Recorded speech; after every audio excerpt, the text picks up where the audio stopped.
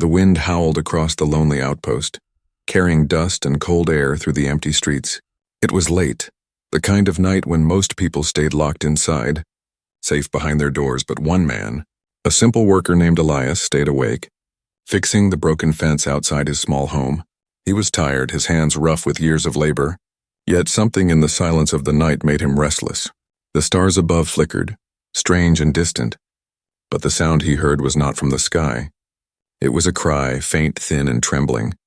Like the whimper of a small child, Elias froze, his heart beating faster.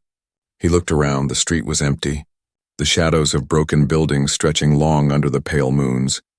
Again he heard it, the soft sound of sobbing carried by the wind. He dropped his tools and followed the sound, his boots crunching against the dirt road. The cries grew clearer as he approached the old warehouse at the edge of the colony.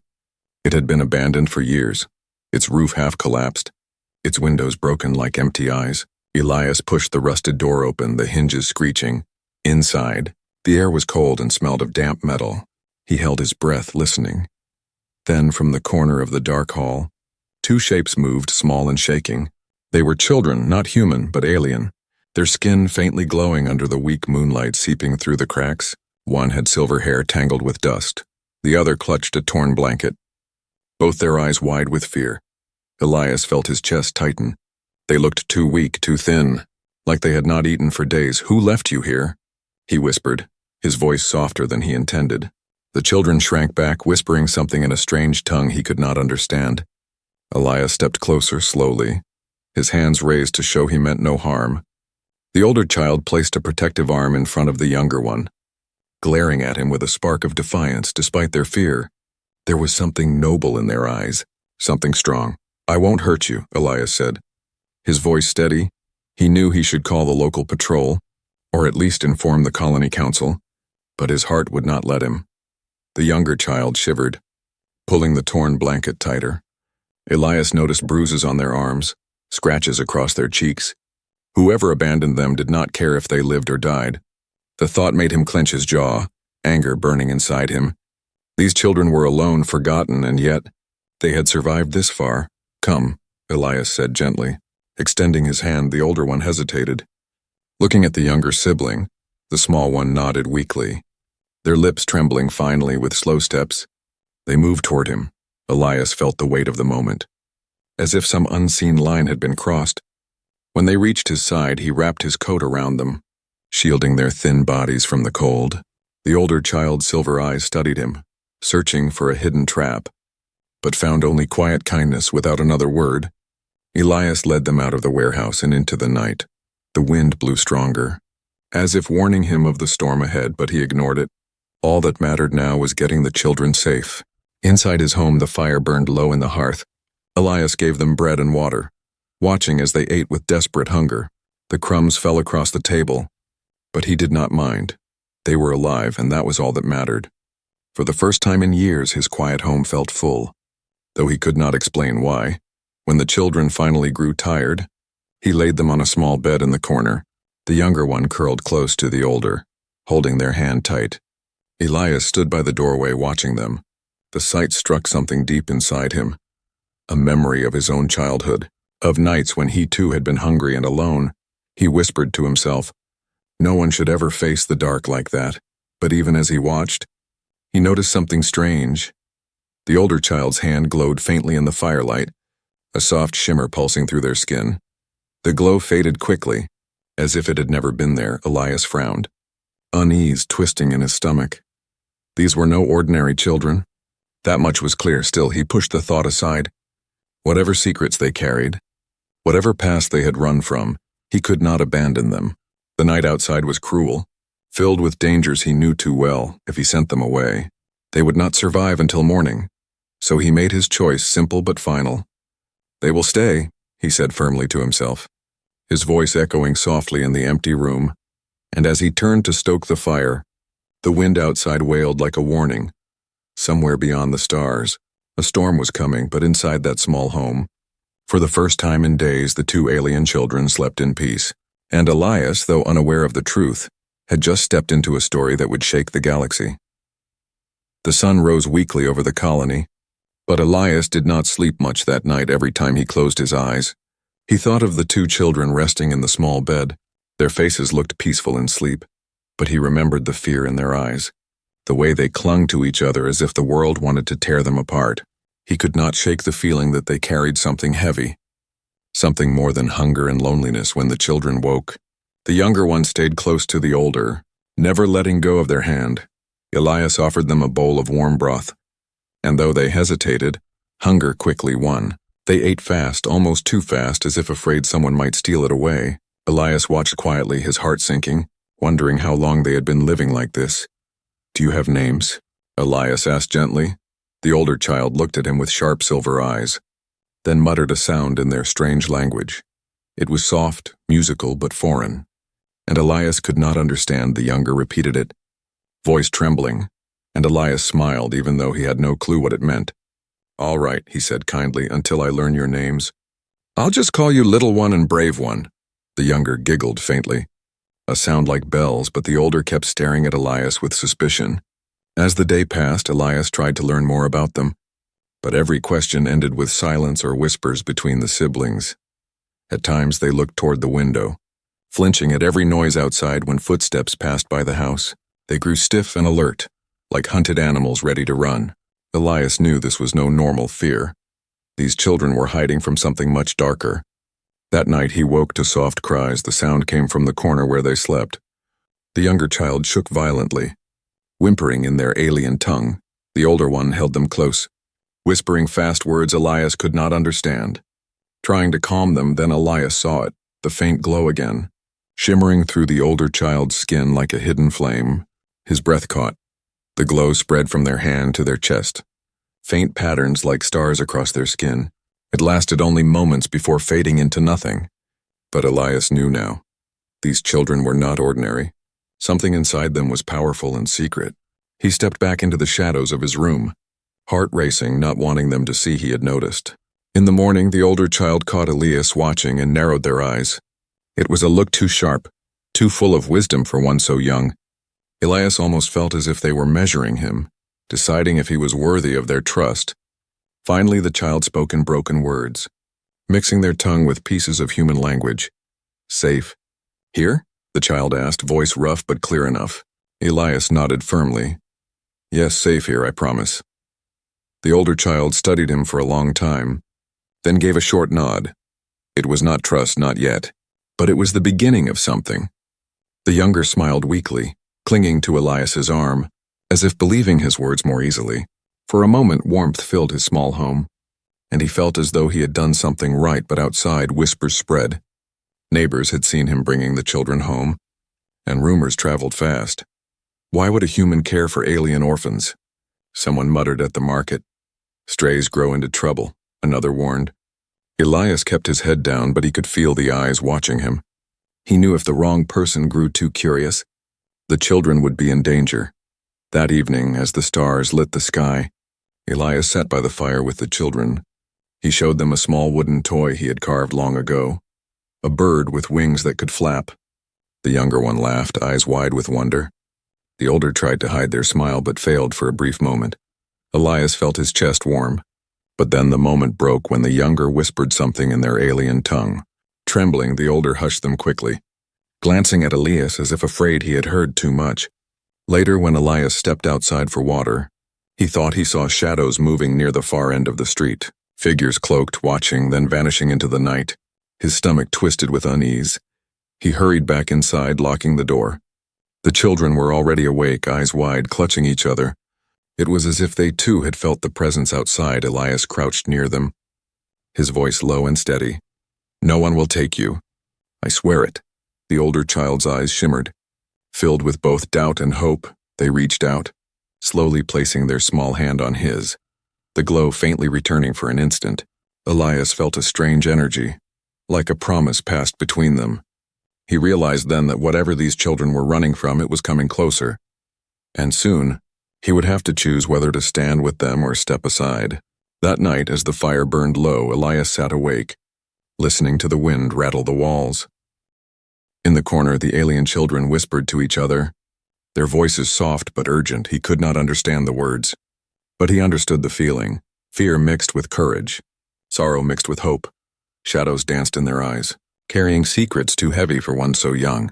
And Elias knew with a deep ache in his heart that his quiet life was gone forever. The moment he opened his door to them, his fate had changed, and beyond the colony, in the cold darkness of space, something was already moving toward them. Days passed, but Elias could not shake the strange feeling that followed him everywhere. The children were quiet, never speaking much, but their eyes told stories that words could not. The younger one sometimes laughed at small things like the wooden bird Elias carved, but the older one remained guarded, always alert, always watching.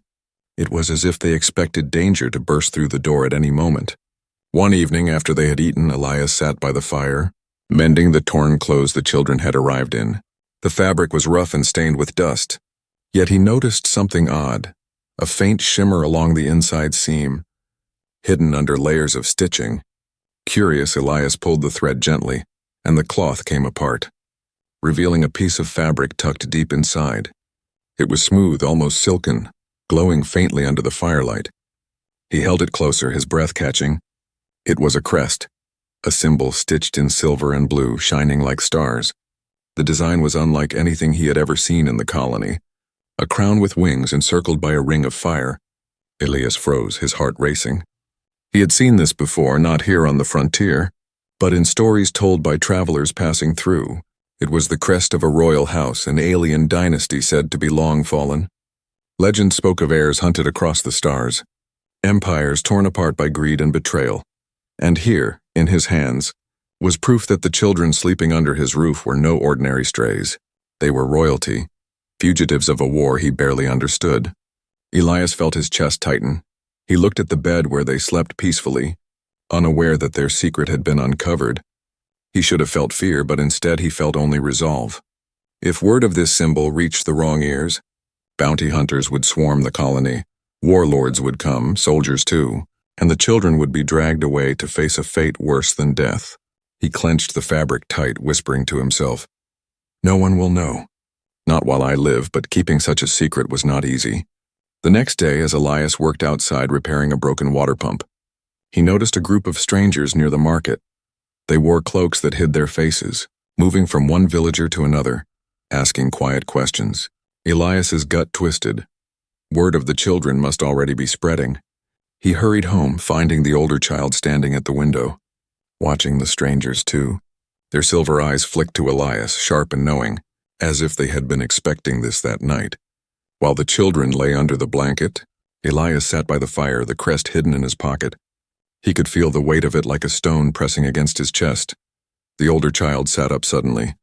Their gaze locked on him without speaking. They rose and walked to him. Their small hand outstretched, Elias hesitated, then slowly pulled the glowing fabric from his pocket. Showing it to them, the child's eyes widened, but not with surprise, with recognition. They touched the crest reverently, whispering words in their alien tongue. The younger one stirred, eyes bright with tears as they looked at it too. Elias could not understand the words, but he understood their meaning. This crest was their past, their family, their burden. "Yours?" Elias asked softly. The older child nodded slowly, then spoke a broken word, "Home." Elias's heart sank. He now knew the truth. These children were not just running from hunger or cruelty. They were running from an entire empire that wanted them dead. He stared into the fire, his thoughts heavy. He was just a worker, a nobody in the eyes of the galaxy. How could he protect two royal heirs from armies and hunters? But when he looked at them, curled together by the fire, he knew he had no choice. They were his responsibility now. Later that night, he was woken by the sound of footsteps outside. He rose silently, grabbing the old rifle he kept by the door. Through the window, he saw 3 figures moving in the darkness. Too close, too quiet. They stopped near his home, whispering, their eyes glinting under the moonlight. Elias held his breath, his finger tight on the trigger. But the figures moved on, disappearing into the shadows of the street. When he turned back, the older child was standing behind him, awake, watching. Their eyes were calm, but Elias saw the weight of knowledge in them. They knew danger was coming. They had always known. "Safe?" the child asked quietly. Almost testing him, Elias swallowed hard, lowering the rifle. "Yes," he said firmly. "Safe, as long as I live." The child stared at him for a long moment, then gave a small nod. It was not trustfully, but it was the beginning of something deeper. Elias returned to the fire, his mind racing. He knew he had stumbled into something far greater than himself. The crest burned in his pocket, a symbol of a destiny he never asked for. But as the night grew darker, he understood one thing with absolute clarity. The galaxy might come for them, but before it could touch these children, it would have to go through him first. The morning began like any other, the dusty sun climbing slowly above the colony walls, but Elias felt the weight of unease pressing against his chest. The night before, he had seen the shadows moving near his home, and the memory clung to him like smoke. The children ate their bread quietly, their eyes distant, as if they too sensed what was coming. By midday, the news spread quickly across the market. Strange ships had landed just outside the colony gates. Ships unlike the traders or miners who usually came. These vessels were dark, sharp-edged, painted with scars of battle, and from them stepped figures dressed in black armor, cloaked in dust, moving with the precision of predators. They were hunters, and they were asking questions. Elias stood near the water pump, pretending to work, listening as whispers flowed between the townsfolk. "Who are they looking for?" one asked nervously. "Children," another muttered. "2 alien children." Elias's stomach tightened, his hands clenching the pump so hard the metal creaked. He turned quickly and made his way back to his house, every step heavy with dread. Inside, the children sat waiting, their small faces pale. The older one looked at him with sharp silver eyes, as if already knowing what he had heard. "They are here for you," Elias whispered, his voice low.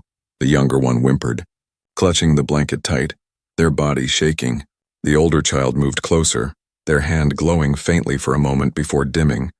It was not fear Elias saw in them, but defiance. Suddenly, heavy knocks rattled the door. "Open!" a rough voice shouted, the sound echoing through the small home. Elias froze, his heart pounding like a drum. The children darted behind him, trembling.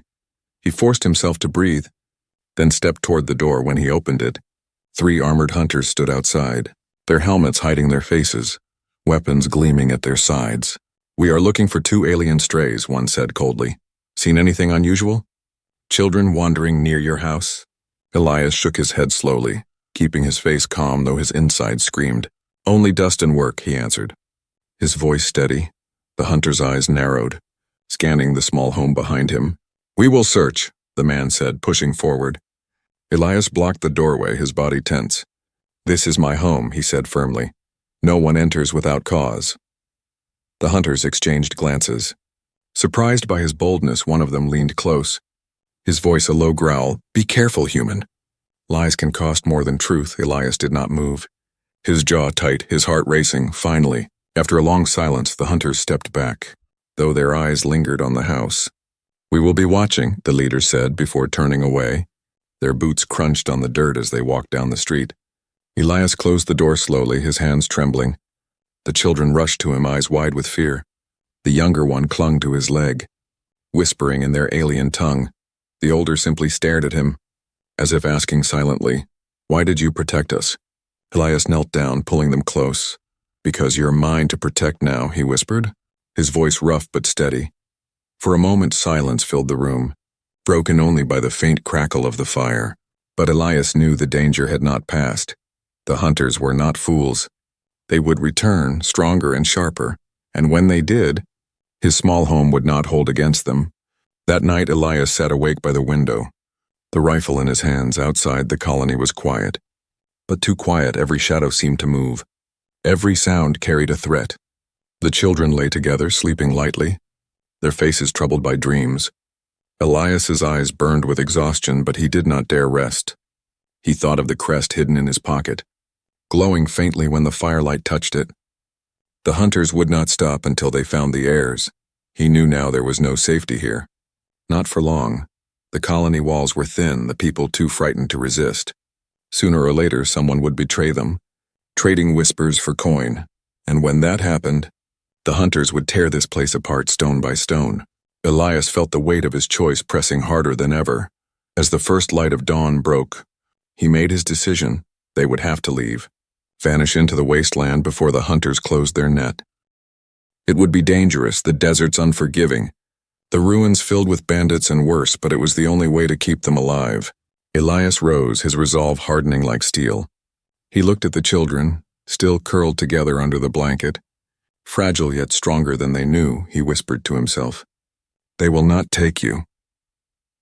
Outside, the hunters patrolled the streets, their dark silhouettes cutting across the rising sun. Inside, Elias prepared for a journey he never imagined. A simple man turned into a shield between two orphans and the galaxy that hunted them. And though he could not see it yet, the path he had chosen would soon lead to blood, fire, and destiny. The night was restless, filled with the sound of armored boots patrolling the colony streets. Elias sat by the door, gripping his old rifle, listening to every creak of wood and every gust of wind. The children lay curled together under the blanket, but their eyes opened each time the hunters' voices echoed outside. It was clear now. The colony was no longer safe. By dawn, Elias had made up his mind. He packed what little food he had, hard bread, dried fruit, and a flask of water. He grabbed his old pack, filling it with blankets and a worn map of the wastelands beyond the colony walls.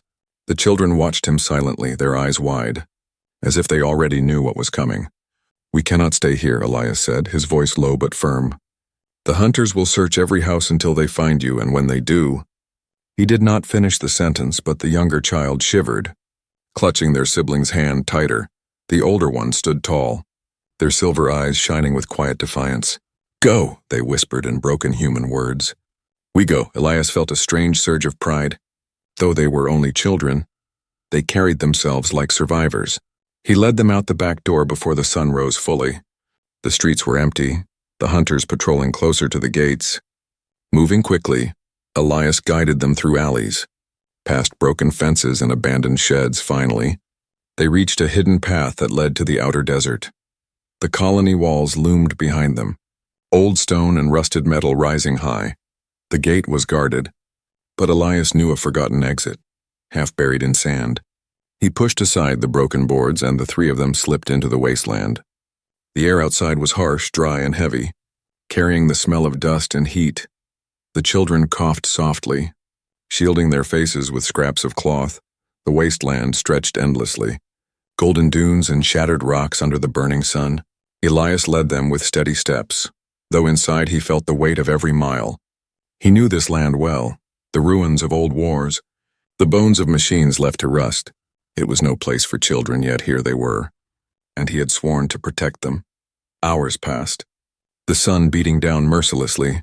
The younger child stumbled, and Elias lifted them onto his back, their small arms wrapped around his neck, trembling but grateful. The older one walked beside him, quiet and determined, their eyes scanning the horizon like a watchful guardian. It amazed Elias how much strength burned in that small frame. By evening, they reached the ruins of an old city, half buried in sand. Broken towers jutted from the earth like jagged teeth. Here they found shade inside a hollow shell of stone. Elias lit a small fire, shielding it from the wind, and shared the last of the bread. The children ate silently, their faces tired but calm. When the younger one fell asleep, the older child sat close to Elias, staring at the flames. After a long silence, they spoke softly, their human words broken but clear enough. Hunters. Kill. Us, they said. Elias turned to them, his eyes hard. Why? The child's gaze dropped, and they pressed a hand to their chest where the faint glow pulsed beneath their skin. Blood, they whispered. Royal. Last. The truth struck Elias like a hammer. He had suspected it, but hearing it confirmed shook him to the core. These children were not only heirs, they were the last of their bloodline, hunted because their existence threatened those in power. If they survived, they could reclaim a throne, unite clans, perhaps change the fate of entire worlds. And if they died, the bloodline would end forever. Elias looked at the child, their silver eyes shining in the firelight, filled with a sorrow far older than their years. He realized then that his role was no longer just protector. He was the shield of a legacy, the guardian of a future he barely understood. He clenched his fist, whispering, "Then we'll keep you alive, no matter what it takes." The night grew cold, the wind cutting like knives. Elias wrapped the blanket tighter around them, holding the children close. Above, the stars stretched wide, endless and uncaring. But somewhere among those stars, enemies were hunting, moving closer with every hour. At dawn, they continued their journey, the desert stretching endlessly before them. The heat was cruel, the sand shifting beneath their feet. Each step was heavy, but Elias pushed forward. Driven by something stronger than fear, the children followed, silent but resolute, their shadows long against the rising sun. By midday, Elias noticed something on the horizon. 3 black shapes gliding low over the dunes. Hunters, searching, scanning the sands. His heart pounded as he pulled the children into the cover of a rocky ridge. They crouched in silence, the air heavy with dust and fear. The younger child buried their face in his chest, trembling while the older gripped his hand tight. The ships hovered above, their engines humming like predators sniffing the air. For long minutes, Elias did not breathe, every muscle frozen. Finally, the hunters moved on. Vanishing toward the east, Elias exhaled slowly, sweat dripping from his brow. The children looked at him, eyes filled with trust, and in that moment, Elias understood. His simple life was gone, but in its place was something greater. He was no longer just a man surviving in the wasteland. He was the protector of 2 royal heirs, and together, they would walk a path that could change the galaxy. But deep inside, Elias also knew the hunters would not give up. The real fight was still ahead. The wasteland gave no mercy. For days, Elias and the children walked through shifting sands and broken ruins, always watching the skies. Each night they slept in shadows, afraid to light a fire that could reveal their position. The food was running low, and the water was nearly gone, but Elias kept pushing, his will stronger than his body, because the children depended on him. The older child walked silently, scanning the horizon with silver eyes that never seemed to rest. The younger one clung to Elias's hand, whispering soft words in their alien tongue. Even in their weakness, Elias felt their trust, their belief that he would not let them fall. That trust gave him strength, yet in his heart, he knew the hunters were closing in on the 4th night. As the stars stretched cold above them, they reached the edge of an ancient ruin. Tall pillars rose from the sand, broken and leaning like the bones of giants. Here Elias thought they could rest safely, but the silence was too heavy. The air carried a strange hum, low and unnatural. He knew what it meant before he even heard the footsteps. The hunters had found them. Figures emerged from the shadows, black armor gleaming faintly in the starlight. Their voices were low, sharp, filled with certainty. "No more running," one growled. "Hand over the heirs." Elias pulled the children behind him, gripping his rifle tight. His mouth was dry, his body trembling, but his eyes burned with fire.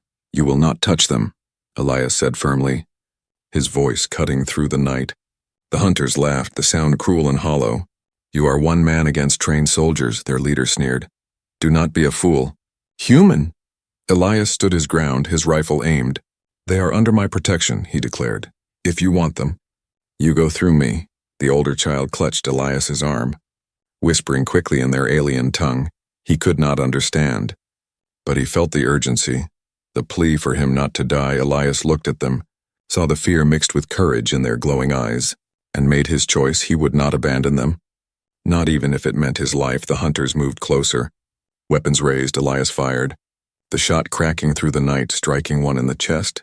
The figure staggered but did not fall, their armor absorbing the impact. The others rushed forward, their boots thundering against the stone. Elias fired again and again, the recoil shaking his arms, sparks flashing as bullets scraped against black steel. One hunter lunged, striking him hard across the shoulder, sending him crashing to the ground. The children screamed, the younger sobbing, the older standing defiantly in front of Elias with arms spread wide. For a heartbeat, the hunters hesitated, confused by the glow rising from the child's skin. The faint light pulsed brighter, flowing across their arms and chest like rivers of stars. Elias's eyes widened, his breath catching. The hunters cursed, stepping back. "It is true," one whispered. "The bloodline still lives," the older child spoke then, their alien tongue sharp and commanding. Words Elias did not know but felt deep in his chest. The glow grew stronger, pushing back the shadows. The hunters raised their weapons, panic flickering behind their masks.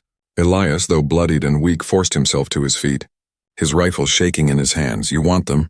he shouted, his voice hoarse. "Then face me." "Face us," the hunters charged, and chaos erupted. Elias fought with everything he had, swinging his rifle like a club when the bullets ran dry. The older child's glow spread, lighting the ruins with a strange, holy brilliance. The hunters faltered, blinded, their movements breaking. The younger child knelt beside Elias, pressing their small hands against his wounds. Their touch was warm, soothing, as if carrying a fragment of the same strange power.